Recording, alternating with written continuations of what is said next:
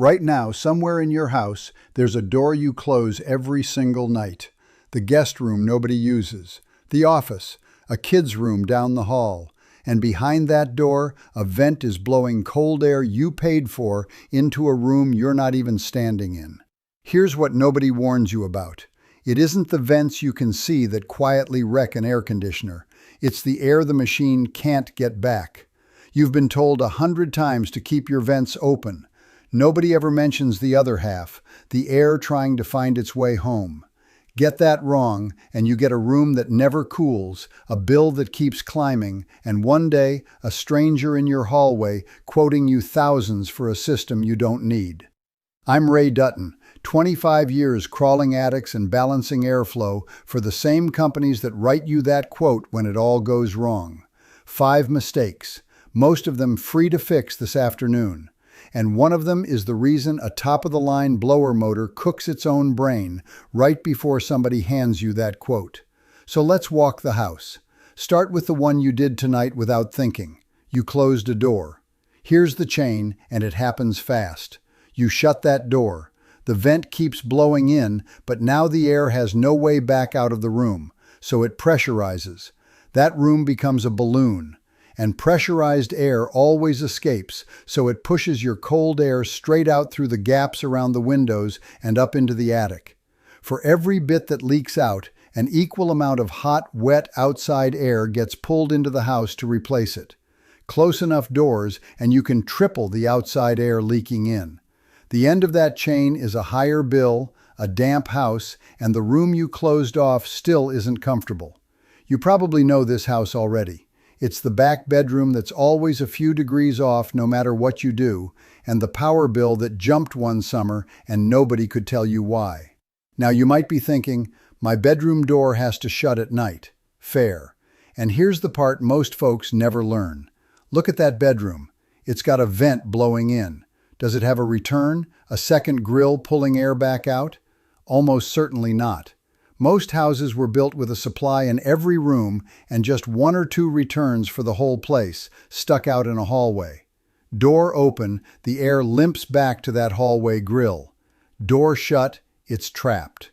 The gap under the door was supposed to handle that. It doesn't, not nearly, and the second you lay carpet over it, it's gone.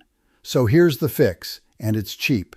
If a door has to stay shut, give that air a way back out. A transfer grill, a vent cut through the wall or the door up high, lets the room breathe back toward the return. About $30 if you do it yourself. Do that, and you can close the door all you want. Quick thing before we keep going. Every free fix in this video, plus the exact questions that stop a replacement quote cold, I put in one plain guide called the HVAC Survival Guide over at raydutton.com. There's a code on your screen.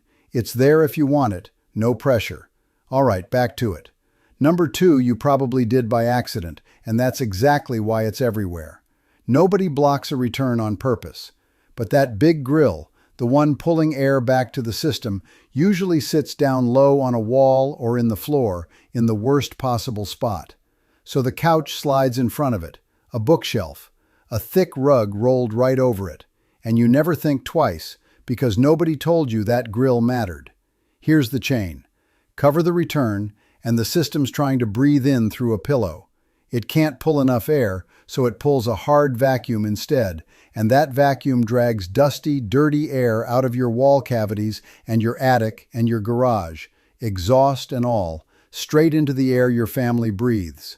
That's the extra dust you keep wiping off the shelves and can never account for. Starve it hard enough, and the coil freezes into the same block of ice I showed you in the mistakes video. Blocking the air coming back chokes a system faster than any vent you'd ever close on the way out. Free fix.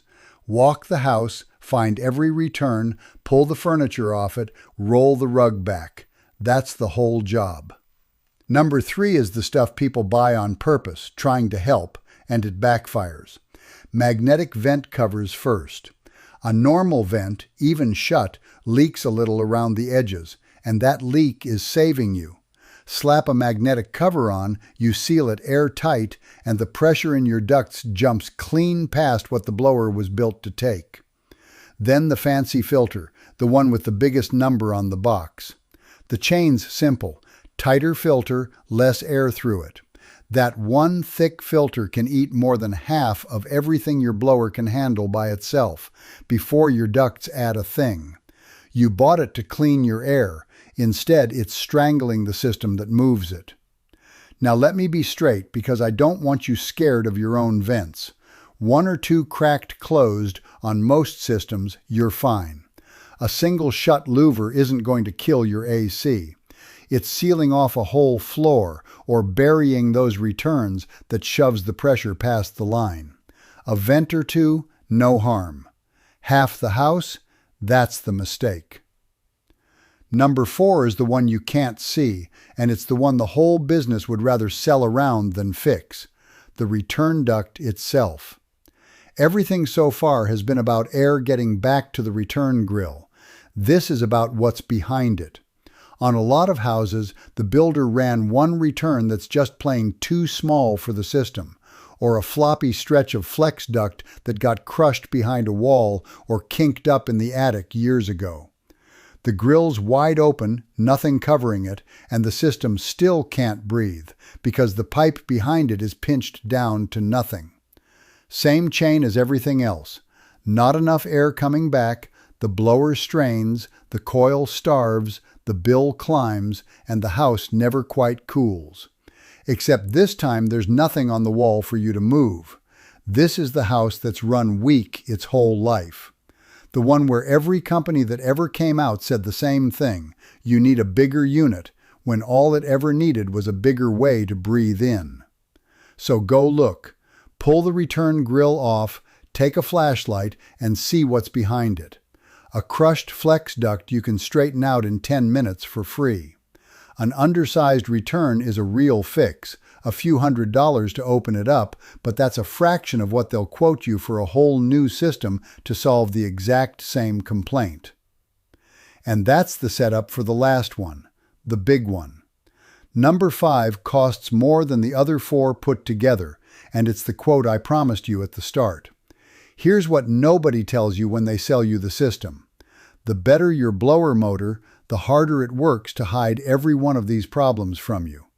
Old simple motors, you choke the air, they give up and move less of it. You'd notice. But the new premium motors, the variable speed kind you paid extra for, they're stubborn. Pressure climbs, that motor digs in and forces the air through anyway, running hotter and hotter until the little computer board on its back, the expensive brain of the whole thing, cooks itself and quits. Now watch the money. A fella comes out, sees a dead motor, swaps the board, and never checks the airflow that killed it. The new board hits the same problem. You're buying another before long. Follow the money on that one. Nobody in that chain gets paid to tell you the airflow did it. And somewhere in there, a company looks at your strained, iced-up system on the hottest day of the year and hands you a number, $5,000. 8 for a whole new system. That's the stranger from the top of this video. Same house, same afternoon, and a problem a flashlight and one afternoon would have fixed. So here's your weapon, and it's 4 words. When that replacement number lands in your lap, you look them in the eye and say, "Show me the pressure."